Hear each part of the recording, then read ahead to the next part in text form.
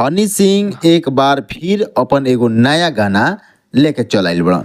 ई जौन गाना बा इंटरनेट पर धमाल मचा देले बा।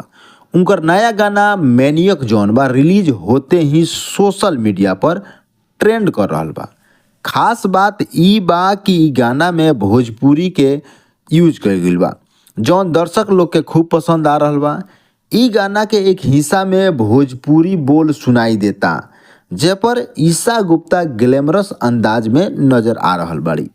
भोजपुरी शब्द के शामिल कइला के कारण हमरा लागता कि ई गाना इंटरनेट पर वायरल हो गइल बा और दर्शक लोग एकरा के बार बार सुनता। अभी साफ हो चुकल बा कि राजनीति के बाद फिल्म और म्यूजिक इंडस्ट्री के भी यूपी और बिहार के लोग के आवश्यकता पड़ताटे।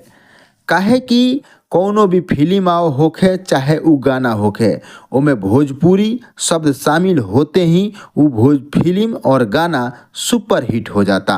एकरा के हमनी देख सकतानी सन स्त्री 2 में पवन सिंह के द्वारा गायल गइल गाना के जौन केतना ट्रेंड कइले रहे आ केतना सुपर हिट भइल।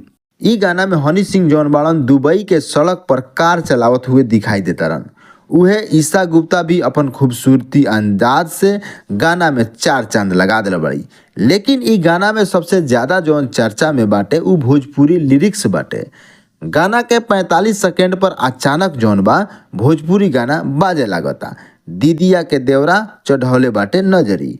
ई जौन शब्द बा अश्लील टाइप से थोड़ा सा लागता। लेकिन ऐसे ज़्यादा चर्चा के विषय ई बा कि ई भोजपुरी जौन गाना बा एगो बड़ा स्टार के साथ आइल बाटे।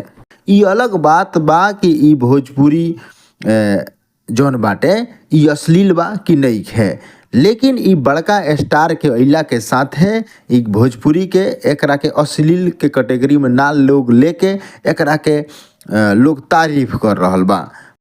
हनी सिंह के ई गाना के भोजपुरी पार्ट जौन बाटे रागनी विश्वकर्मा गइले बाड़ी, जबकि एकर लिरिक्स जौन बाटे अर्जुन अजनबी लिखले बाड़न। अब देखे में मजा आई कि ई आवे वाला दिन में कौन कौन गायक या बड़ा स्टार लोग भोजपुरी के शामिल करताटे अपना फिल्म और गाना हिट करावे में। ई वीडियो अपने के कैसा लागल जरूर बताई।